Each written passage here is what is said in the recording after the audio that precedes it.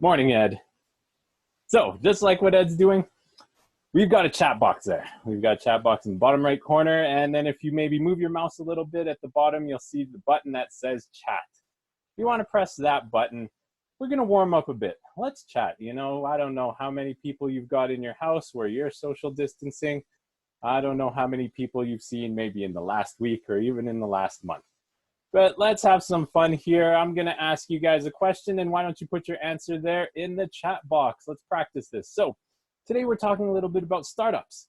I want to know, what is the coolest thing that you would like to start up, or let's say start doing, whether it's a hobby or learning something new? Just pop it into the chat box. Let's see what other people like to do.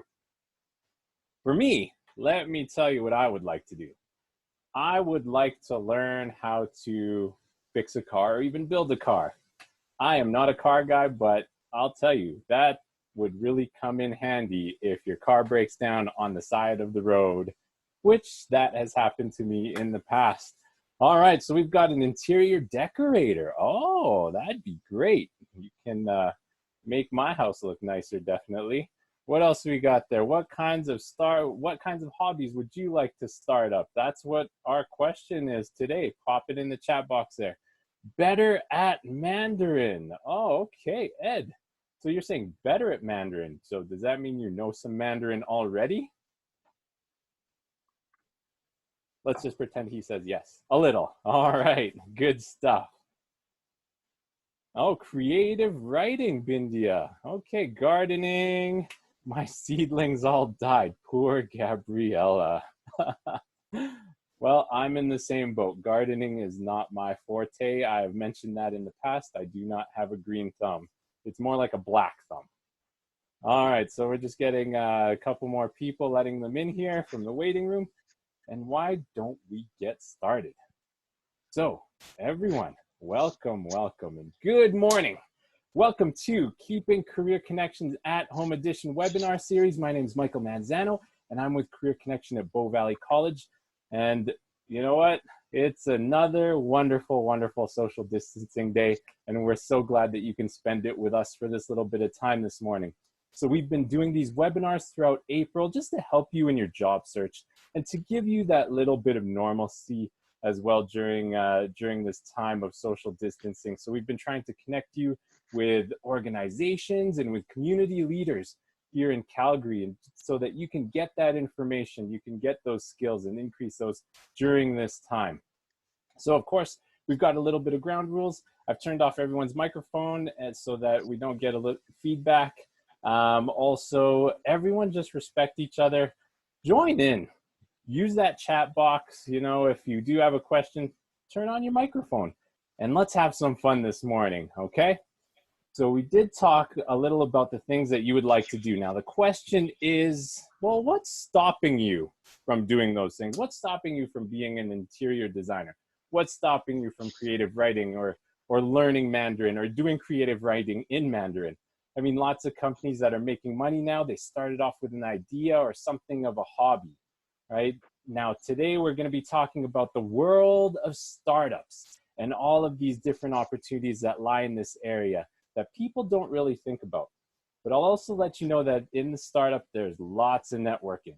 So we're also gonna see how we can use those skills and apply them to your job search. So to help us navigate this industry, I've got my friend, Kirstie Boyle. Now she's had lots of experience in this industry, as she's been part of quite a few startups throughout her young career. Now, I could give you a quick introduction to how amazing this woman is. But you know what? Why don't we just dive into it, and let me ask you right away. I mean, the first question that usually comes up in an interview, I mean, we're going to do this a little bit of a Q&A style. So feel free, everyone, if you do have a question, to jump in the chat there, and I can moderate this as well. So first question of an interview usually, Kirstie, do you know what it is? Tell me about yourself. Tell me about yourself. So that's what I'm going to ask you. Why don't you tell us all about yourself? The hardest question to ask someone in an interview. So I am Kirstie Boyle. I'm a board director and technology executive based here in Calgary. My background is in technology commercialization. So helping entrepreneurs take a new technology idea and helping bring it to market. So I've worked in large companies, I've worked in small, scrappy startups, spanning the whole range. And I'm really passionate about growing the technology ecosystem here in Calgary. Yeah, I mean, you've done lots of talks all over the place, and that's another reason why I wanted to get you on here to get your expertise. I mean, you've been all over Calgary. You've been, featured on lots of these panels to do these talks. Not just for startups, but also for things like for women entrepreneurs and all those kinds of things. So it's great that you're able to make it. But why don't we start off defining what a startup is? Yeah, and there's a lot of different excuse me, definitions of what a startup is. But I would say at a high level, a startup is a very early stage company that is trying to find a profitable business model. Startups are typically disruptive by their nature, seeking out new markets and new models, and are after really aggressive top line revenue growth.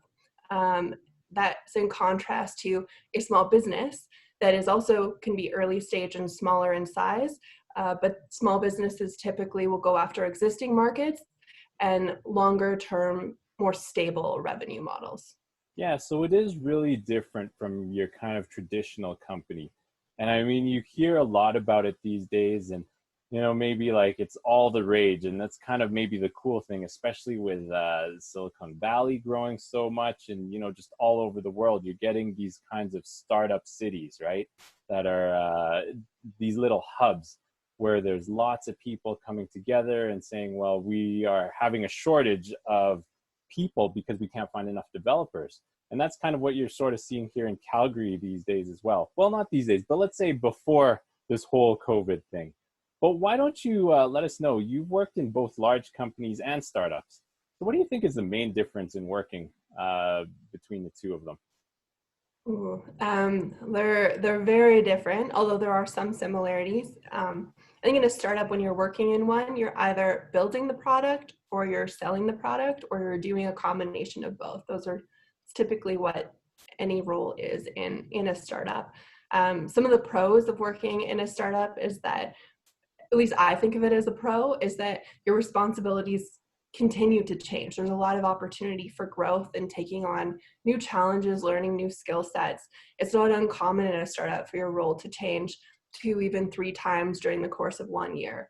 Whereas in a large company, typically, and there are exceptions, you'll have a well-defined role that doesn't change, and it's highly specialized and potentially more repetitive in nature.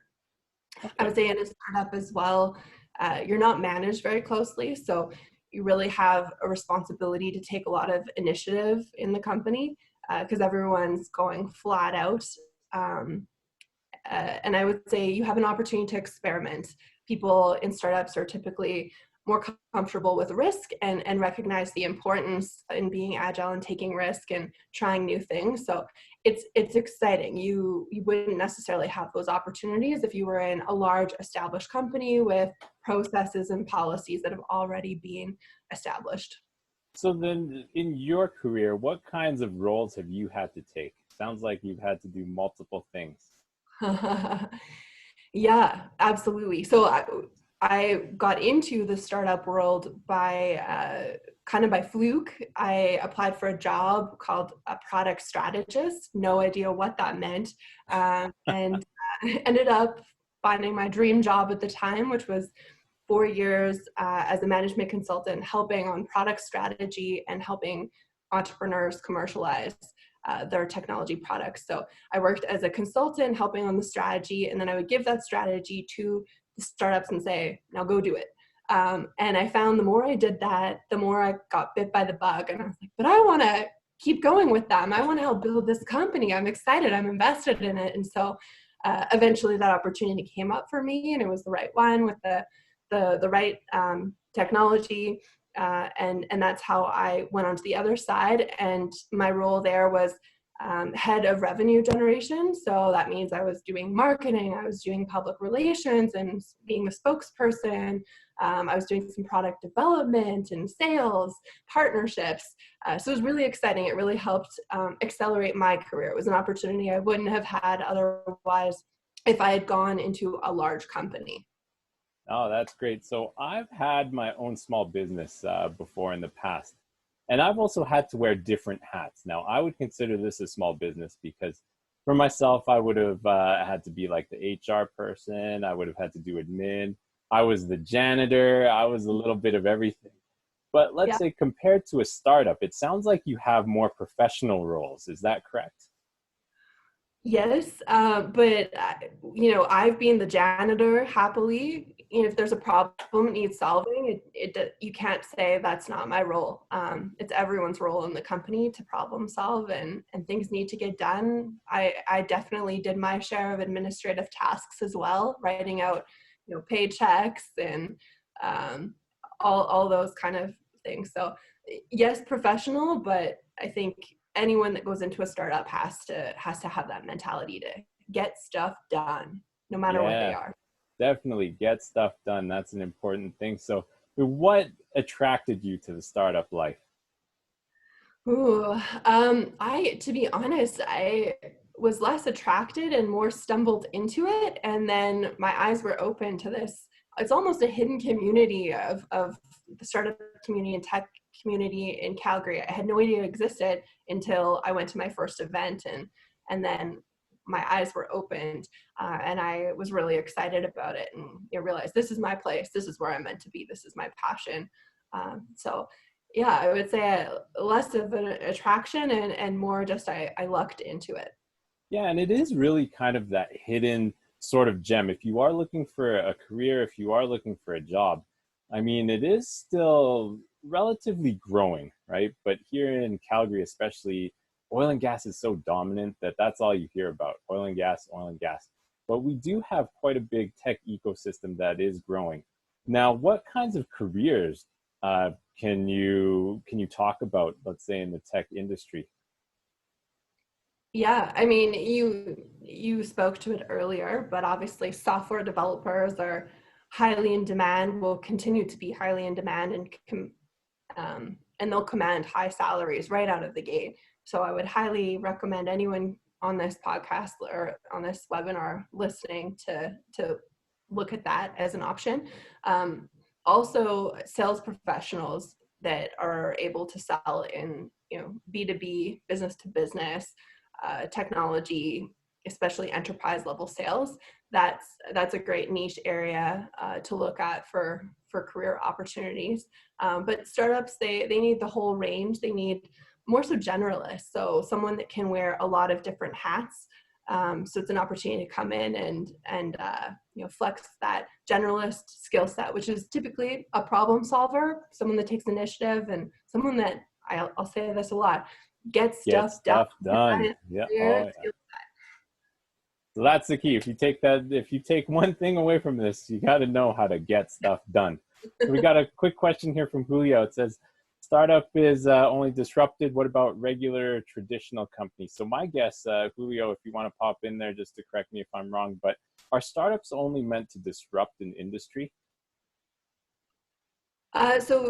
And everyone has their own definitions of startups. I think it's a trait that is typically associated with them, but they don't have to be disruptive. I mean, that's a huge task in itself. Uh, Startups, they are after something that is scalable and profitable, and they can rapidly grow. And that's what makes them investable as well. A company that is a small business growing 30% year over year, which would be fantastic, would maybe not be considered a startup or investable because uh, the startups have to show a path to potentially even becoming a unicorn to that $1 billion valuation or $100 million valuation. And when you do say unicorn, I'm not sure if that is more of a tech term. But what do you mean by unicorn?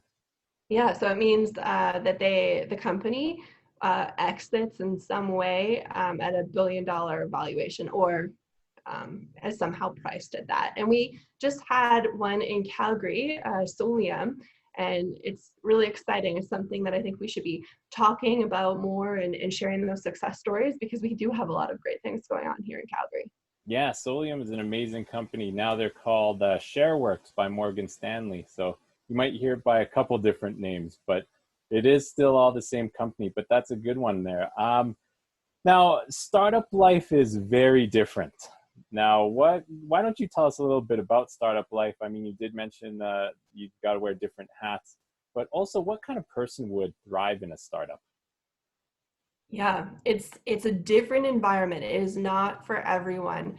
I've seen people that have come from very large established companies that are top performers, and when they get thrown into the startup world and they don't have all the resources of a large company, and you have to do a lot of things for yourself, and be comfortable with ambiguity and your role changing constantly. Uh, it can be a challenge making that adjustment. The people that thrive are the ones that love that kind of environment. They love that opportunity and challenge that comes with ambiguity and risk taking, and takes initiative, is comfortable with that faster pace. And as well, there are trade-offs. Work-life balance is something that you don't find as much in a startup. It's a lot of hard work and you're running flat out, but you're with a lot of passionate people and it's really fulfilling. And in terms of your own career, uh, the work can really pay off. Oh, definitely. So if you are looking for, let's say, a 9 to 5 strict work-life balance, then you probably don't really want to consider a startup at the moment. Like, how many, how often did you see yourself maybe working beyond that 9 to 5? Uh, yeah, it's for me, I'm always, jump 2 feet in, and I thrive off that, wanting to be passionate about something, and a 9 to 5 job, while great, I've had those as well, and I tend to turn them into more anyways. um, but yeah, I think the flexibility in terms of hours at a startup, for myself, my team, I don't hold them to, their butts have to be in the chair between 9 and 5. I trust them to do their work, whether that they are able to do that remotely, whether they, some software developers love coding in the middle of the night and they don't want to be up for regular office hours. And if that's where they're most productive, then as a manager, you should empower that. Yeah, and the cool thing is there is that flexibility. I mean, it might sound crazy that you are working lots and lots of hours, but the cool thing about startups is that there is that flexibility that you do get that you might not get from a regular 9 to 5. So another thing to think about if you are considering something like this. Now we do have another question. What do you look for when checking a resume and interviewing a candidate for a job at your company? Ooh, good question. On the resume side, I would say invest in a professional template. For myself, especially hiring on the revenue generation side, it is externally focused, and so I want to see someone be able to market themselves well, because it's a reflection of how they present themselves. When I'm interviewing, I am always looking for the type of person that can be thrown a curveball and love it and thrive on it, and be comfortable with their role changing quickly, can seek out opportunities. So yeah, I look for examples of in their previous roles, times things have completely shifted on them, and did that make them uncomfortable or did they like that? Yeah, definitely. So, how about since you were hiring for sales, for some salespeople in the past, what do you, if you see like in an interview or maybe in a resume, they put lots of numbers in there, and one person closed, let's say, a contract for $10,000 as opposed to somebody who closed it for $10 million. What goes through your mind with those two candidates? Be scared how much the $10 million one would cost. Good answer, good answer. But does it really make a difference? I mean, we always say to, quantify your resume. Mm. But let's say specifically for sales, does it make, how much of a difference does it make with somebody who has, like, let's say, a larger figure in their resume rather than somebody who's only worked with smaller contracts? Yeah, I wouldn't hold that against anybody. I think it is important to quantify the results wherever you can, because it just shows that you're a results oriented, outcome oriented person, which is a skill people look for. But yeah, if they, especially depending on where they are in their career, if they haven't yet had that opportunity, then that would not be a strike against them at all. For me, when I'm hiring, especially being more focused on B2B, business to business, that's a different skill set than B2C, which is business to consumer. Uh, Different ways to market and sell around being problem focused and solution focused. So that's one um, differentiator that I look for more than the total dollar value of what they've sold. Okay, so let's talk about that job search process. I mean, traditionally, you have, let's say, like you apply online, and then you maybe get a call back and saying you get an interview or a pre-screen, and then you get an interview, and then there's a hiring after that. How different is that process in, let's say, the startup world, startup community? I would say in a large company, you can probably expect pretty standard application process across all large companies that you apply to. I mean, there's exceptions. In a startup, it can be wildly different. I know some startups that are very off the cuff will hire you off of a coffee. And then all the way to the other end of the spectrum where I know startups, and I fall more into this spectrum.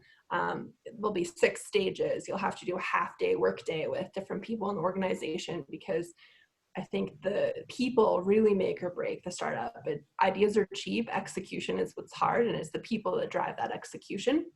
So it rightfully so should be an area that you spend a lot of time before you bring people onto the team.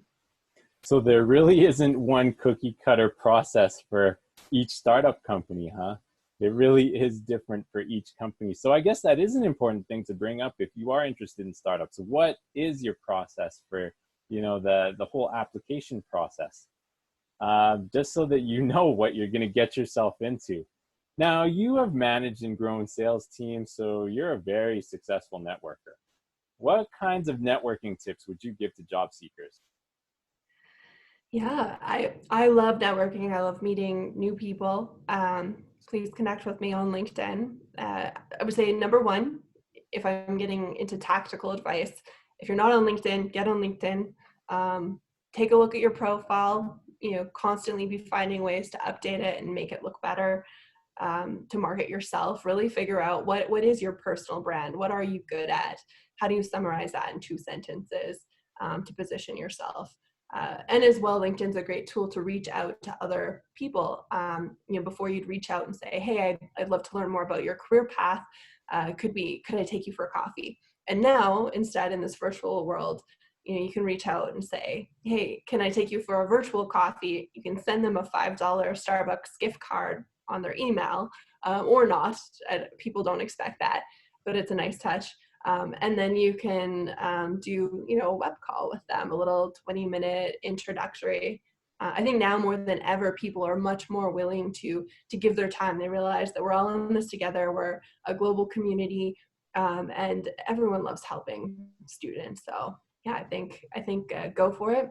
My other piece would be volunteering. For myself, my volunteering, I've gotten way more out of it than I've given, and it was something I did earlier on in my career, and it helps just build a base network.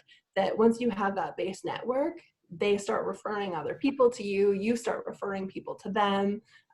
But volunteering is a great way to get that start.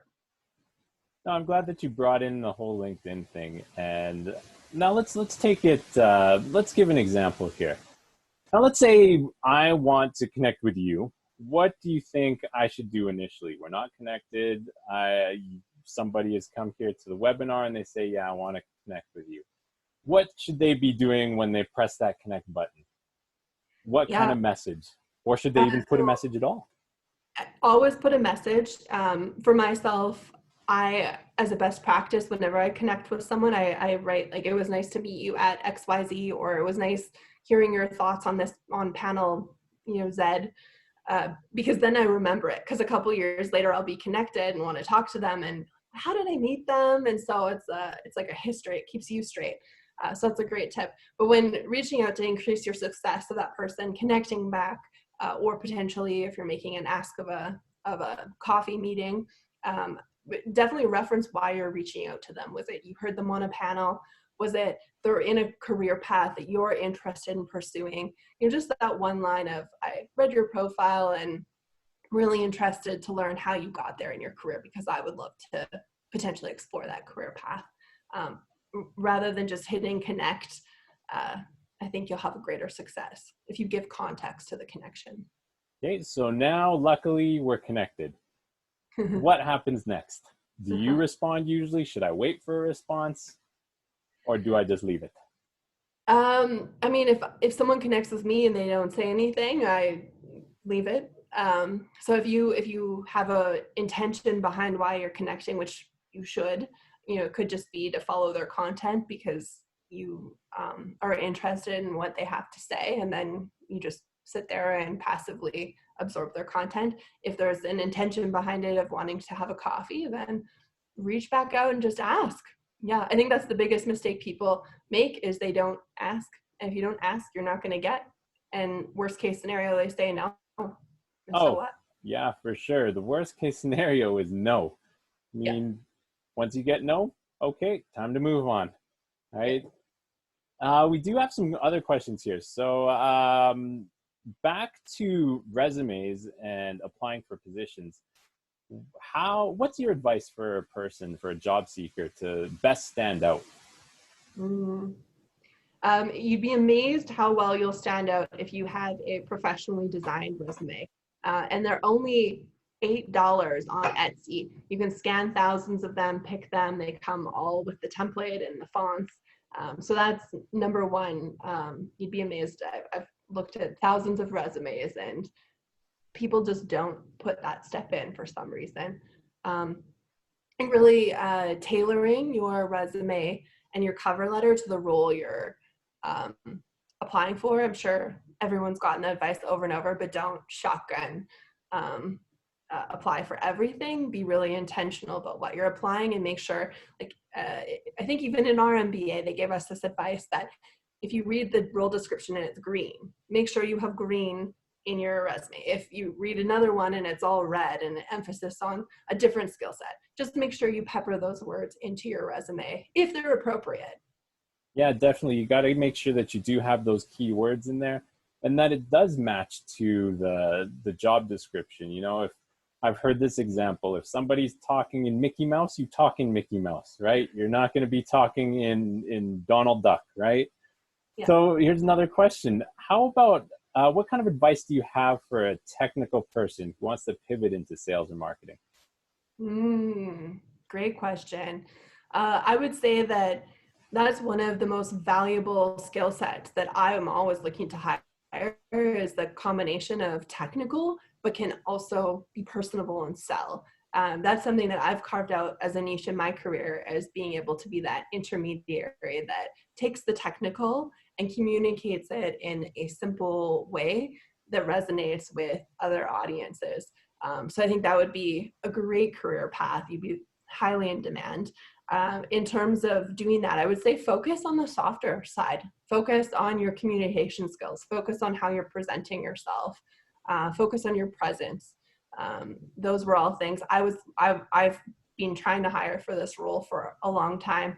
And a lot of the technical people I interview just don't have that presence or energy that you're looking for when you're looking for externally facing roles. Okay, and we've got another question, the age-old question. What do you look for in cover letters, and are they important? Yes, they are absolutely important. I'm not going to read it if it's 4 pages long. So it's important to be concise. That's something I look for as well. I think it's important in business to be concise in your communications, and the cover letter is essentially a sample of your work product. Are you concise, or are you lengthy and have a lot of words that don't mean anything? I would also say don't use large, fancy words. Be simple, be concise, be an effective communicator. putting in a lot of fluff really is a turnoff. But like you said, if I'm looking for Mickey Mouse, make sure your cover letter gives context as to why you are the epitome of Mickey Mouse. The epitome of Mickey Mouse. That's great. So let's go back to our LinkedIn connection. So now, we've started a conversation, and now you get your $5 Starbucks gift card from me, and we're having a coffee meeting. What does that look like? What do I ask? How's your coffee? Yeah, I will. If someone else is asking me for coffee, I expect them to drive the conversation and have questions prepared, have goals of why they're meeting with me, what they want to learn. Um, uh, so I think the responsibility is on the person asking for the meeting to provide context for why and to ask questions. Yeah, I have been on some painful ones where people even want to connect just to connect, and I'll go on coffee and they'll just be sitting there waiting for me to drive the conversation. And I'm sitting there being like, why'd you ask me here? Like, what are we doing? What? Oh, wow. So yeah, be prepared. Okay, so what kinds of questions? What are some good questions that you've been asked? Ooh, tell me about yourself. That's always how, a good starter. how did you get to where you are in your career? Did you always expect your career path to go the straight and narrow that way? Yeah, I think just letting it flow as well. I would assume that as job seekers, one of the biggest goals is just to learn about other roles that are out there and whether they'd be a fit for them. I know when I first started out, I was so frustrated when I didn't know what I wanted to be when I grew up, especially out of, I don't know how you felt when we were doing our MBA, but I had no idea I was going to go down this career path at all. And people were always like, follow your passion. It's like, I don't know what I'm passionate about. I haven't tried it. I don't even know what the options are to be passionate about. And so I think some of the best advice I was given was follow your curiosity. So if there's someone that you hear about that piques your interest and you're curious, follow that, pursue that, learn a bit more about that, and kind of trust your intuition as to what you're being intrigued by. Yeah, no, that's good. Those are great tips. And here's another thing, at least for me. Like, I've been on a couple of these coffee meetings as well, informational interviews. And what do you think is the worst thing someone can do at an informational interview? Ooh, the worst thing, thinking back to all the coffees I've been on. I haven't had too many bad ones, to be honest, but I would say the worst thing is just not to be prepared, not to have done your homework on the person, and uh, there's the table stakes that have good personal hygiene, show up on time, Oh, yeah. send a thank you note after. Those were all good things to do. Okay. But yeah, just say be prepared and be yourself. Yeah, be yourself. Now, the thing is, though, for me, my deal breaker is if you talk way too much about yourself.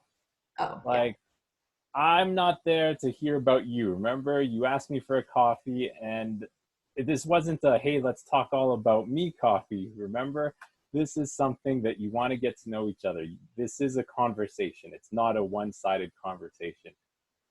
I've been in a couple of those painful ones. So just remember, this is my tip. Know when to stop, okay? You're there to learn about the other person. So learn about the other person. They don't need to know about all your accomplishments, how many cats you've got at home, your favorite Netflix show. I mean, those are good maybe starters, but remember to cap it off and keep it on topic. Their time's valuable, so you got to keep to that time. Now, we do have a couple more questions here. Now, let's keep on this networking kind of stream. What do you do after this coffee meeting? What kinds of things should you be doing? Yeah. Well, I think you first have to assess, is it appropriate? Are there any next items to follow up on? And even establishing that as you're leaving, like, oh, thanks. Would it be okay if I contact you again in a few months? I would love your perspective on X, Y, Z. So sometimes it's not appropriate to follow up, and you just remain connections. And that's why it's always good to be putting regular updates on LinkedIn of yourself and what you're doing and interacting with other people's posts, because then you stay top of mind, which is important to do. But yeah, I would say if there's a reason to continue staying in touch, then do that. Yeah, I'm glad that you brought that up because sometimes it just doesn't click, right? Maybe there isn't any, fire in this relationship, or maybe you realize that it's not really what you're looking for. I mean, that's totally okay to just leave it. I mean, should you leave a relationship if there isn't anything? What would you suggest in that situation? Yeah, absolutely. If there's no reason to continue taking each other's time, then don't. Okay, so what does it look like if there is that click, right? And you could mutually benefit each other. Yeah, well, I mean, I think I've had people reach out about being a mentor, and we'll have a coffee, and we click. And so for me, I always say I haven't said no yet to that one, especially once you're clicking. Uh, but I would always put the responsibility on the mentee to be following up with me when they have need. They So that setting that expectation up front about how that relationship will be, like what the boundaries are. That's important. Yeah, and it goes back to the whole thing that you're in the driver's seat, right? It's not the other person that you ask for coffee who's in the driver's seat. So you're the one that drives that conversation. You're the one that kind of drives that relationship. Yeah. Now, how about, let's say, a couple months down the road? What does that look like? Yeah. If you're looking for reasons, there's someone you want to talk to again, but you can't really think of the right reason to reach out. If there's an interesting article that you think might be interesting, it's always nice to say, hey, thought of you with this article, or there's a webinar that is within their interest. Send that to them and say, hey, I'm going to this webinar. People always appreciate that gift versus just a, hi, how are you? I think as well, events, once physical and in-person events start opening up, it's, hey, I was planning on going to this meetup. Would you like to join me? Or I have an extra ticket to this. Would you like to be my guest? Those are always appreciated. Yeah, and the key thing is that networking is a slow play. I mean, it can happen that things happen really fast, but it is something that you need to nurture, and it does take time. Don't you think so, Kirstie? Absolutely. And one of the biggest mistakes I see people make in networking is networking for networking's sake, which is a complete waste of time. Don't do that. Be intentional about your networking, and network up. This is something men typically do well naturally, whereas women don't.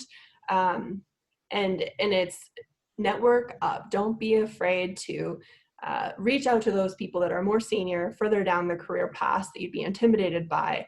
And get to know them. Be intentional about that, especially if they're in an industry that you're interested in or a career that you're interested in. Don't be afraid to reach out. Yeah, and you mentioned this earlier, is just be yourself, right?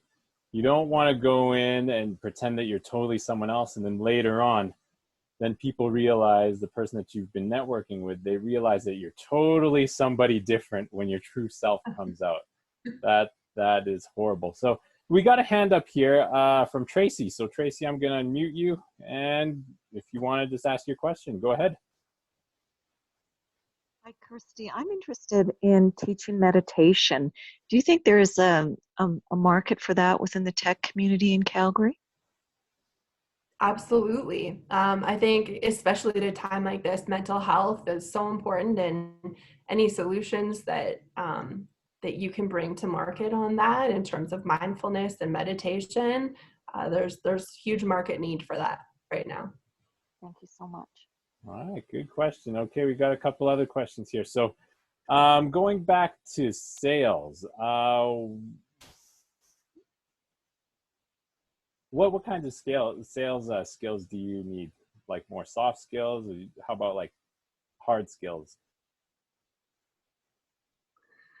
Hard skills. So in sales, for myself, I always take a more consultative approach where it's really about curiosity, learning about your customers on a deep level, learning about their pain points, and then communicating how your solution will help solve that. And so that at its core, that along with relationship building, those are the most important skills, I think, in sales. And they're softer skills. They're hard to learn, but they are learnable, absolutely. But those would be the most important. And then in terms of the hard skills, there's, how do you manage a sales funnel? How do you do all the inputs into your CRM? How do you manage the process? How do you conduct a proper sales meeting and follow-ups after, and put proposals together and respond to RFPs? Those can all be learned. Okay, so you really are looking for somebody who can be taught. Is that correct? That's my preference. I think other leaders, they can take different strategies and prefer to hire people that have already established themselves. But for me, I love hiring people for their potential and then growing that and shaping that. Okay, let's say that somebody was never in the oil and gas industry, but they want to join a team that is in the, centered in oil and gas, let's say in sales. Would they have a chance, or how much of a chance would they have in this position? Yeah. One of my best hires, my best employees, they did not have any oil and gas or sales experience when I hired them, and now they're a rock star. Yeah, that's awesome. What industry were they in before? They were in civil construction. Oh, see? So there you go. You don't need experience. You just need to have that potential and that excitement, right? And get stuff done. I was going to say that was the clincher in the interview. They had been thrown a curveball in the previous role and they got stuff done. That's awesome. So how about if you're not selected for a position at a company, but you really want to work at that company? Then what advice do you have for that? Send a nice follow-up email after you receive the news that you're not the candidate. Just let them know that that you really love the company and would love to find a way to be involved and keep you in mind, and where appropriate, send them little notes of, hey, here's an article in your space that you might find interesting, or invite them to an event. And I think just stay top of mind. Okay, so then let's say it's 2 or 3 weeks later. I'm not sure how long the hiring process usually goes on, let's say specifically for startups. But I mean, you said that sometimes you could go for a coffee and they might find the right person already.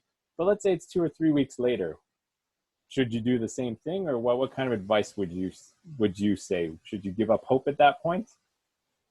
Oh, if after, well, I think it's always good in anytime you have contact with them in terms of interviews, from a phone screen to a full in-person interview, ask, what is the next step? When can I expect to hear from you next? And then that way you're not being driven crazy by, why haven't they called? Yeah, you're checking your phone. It's like dating all over again. And then also, once they set that timeline of you can expect by the end of the month or in the next week, once that time frame passes, then you're clear to reach back out and say, hey, I haven't heard from you. I'm still really interested. Most of the time, I would say it's probably something that's happened on the startup side, has nothing to do with you. And, I've been in a few scenarios and seen a lot more of them where you think you have the funding locked up for the position and you got great candidates and you have to kind of keep them on the hook for longer than you want. And then the timeline extends again and it's frustrating for all parties. So, I've definitely been in the position where I identified top people and then had to wait another 4 weeks until it was responsible to hire them because the money was in the bank. That's another fun part of startup life, right? Yeah, So, it's risky. so if we go back to that potential that you were talking about in hiring somebody, there's a question here. How about for like senior or experienced positions, or people who have had those positions in the past? Now, do you think that they can be teachable? and what do you look for in potential in them? Yeah, of course they can be teachable, and I think we're seeing a huge movement of that, especially with the challenges the oil and gas industry has faced. Is how do we retool this really highly educated workforce, especially a lot of the engineers, retool them for technology and budding industries. So I would say for me, when I'm interviewing a more experienced candidate that maybe is looking for a career change into tech, I'm looking for just that drive and passion, that energy that, they really, really want it. They're willing to go the distance and put in the work, and have that enthusiasm and energy. That's what I look for. All right, enthusiasm and energy. I mean, why don't we take like one or two more questions, if anybody has any. We're here with Kirstie Boyle. I mean, there's been lots of stuff that we talked about. And I mean, would you ever go back to, let's say, like traditional companies or, some other industry that is not startup based? Absolutely. It is interesting. You do see people that they can only be in startups or they can only be in large companies. For me, I am flexible kind of both ways. I see the pros and cons of both. In a large company, you have a lot of resources behind you, which is nice. Yeah. So yeah, I think both are appealing. And the benefit of being in tech is that tech spans all industries. If I'm selling a product in oil and gas versus selling it into agriculture or healthcare, it's the same fundamental principles of building relationships, understanding your customers' problems, how you represent the company and communicate your value proposition. It's all the same. So that's what's exciting about tech for me, is that it's very transferable across industries. And what I've seen with quite a few people, I mean, they might start in a startup. And like you mentioned, it's a great place to grow your skills, to get those titles, and to learn lots of new things. And then once you do get those skills, and you can get those really, really fast because, as you mentioned, you do lots of different jobs.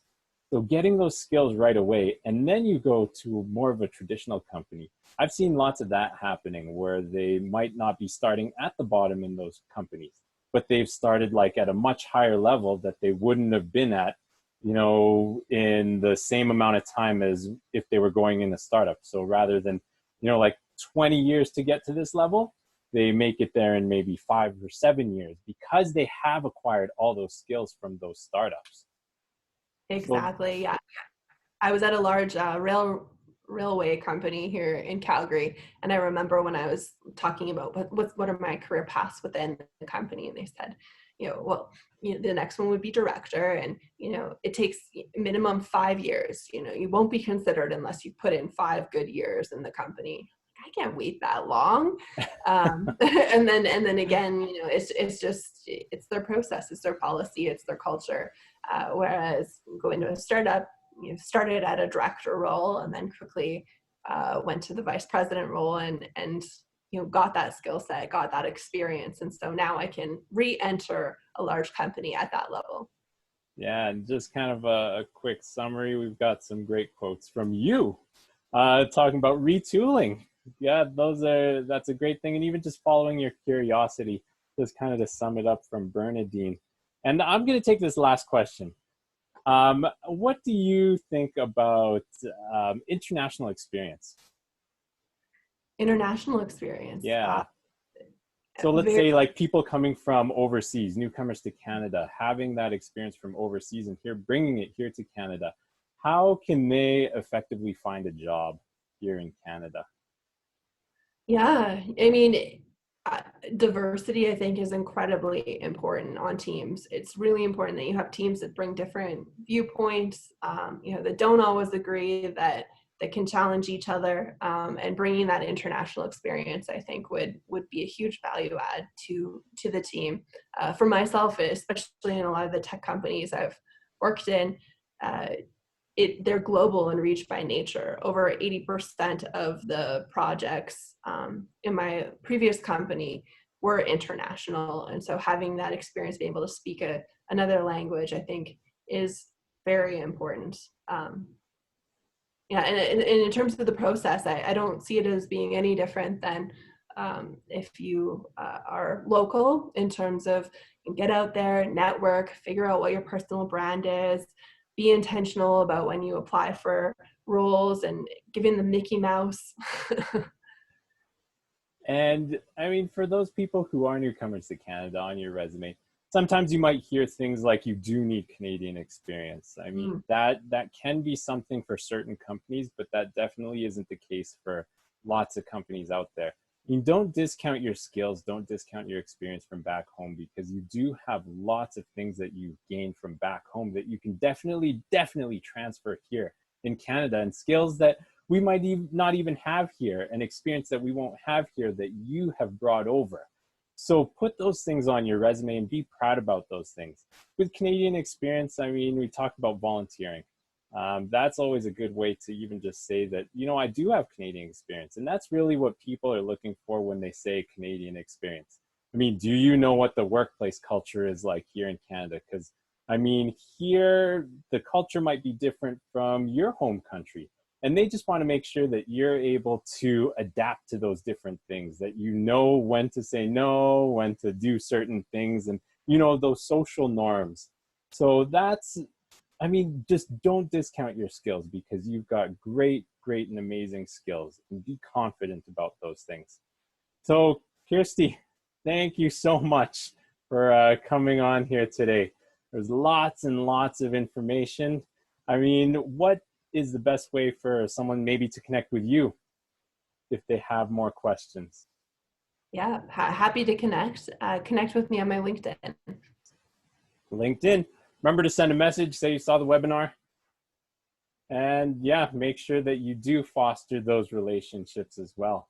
So, I mean, job searching, it can be difficult these days, right? But we want to help you stand out in your job search. And that's why throughout April, we've been doing this webinar series. We've had lots of community leaders and organizations here in the city, and we want to help you learn. We want to help you get that information, because it is that changing job market these days. It is different, and you know, you need that help and support. And that's why we here at Career Connection, we're here to support you. We set you up with a career coach one-to-one, and you can ask anything from your job search, like help with resumes, interview skills, even just talking about those different industries, like startup industries here. So if you want to schedule an appointment with a career coach, then definitely check out our website, mycareerconnection.ca. If you want to check out the rest of the events that we're having throughout April and into the start of March, including these webinars, then check out our website on the events page.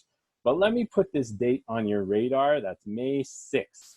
That is Career Boost 2020, and that's coming. We have put together a great list of speakers, and we've got a handful of employers who are going to be there, and they're going to be hiring people, or they're going to want to talk to people just like you to help fill those open positions that they have right now.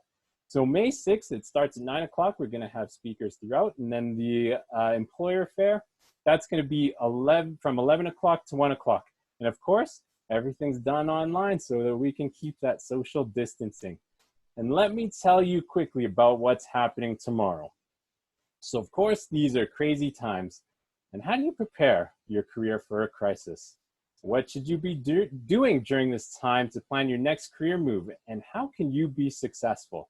Well, we've got Shane Fielder, who is a CEO of Samurai Innovation, and he's giving us tips to success. And you know what? He's honestly a self-proclaimed samurai. Now, I mean, even if you're not interested in this topic, you should even just come just to say that you went to a webinar with a real modern day samurai. So come out to that. And yeah, we've got lots and lots of other events coming up. So just to finish off here, thanks again, Kirstie, for coming out. We really appreciate it. My name's Michael Manzano. I'm with Career Connection at Bow Valley College.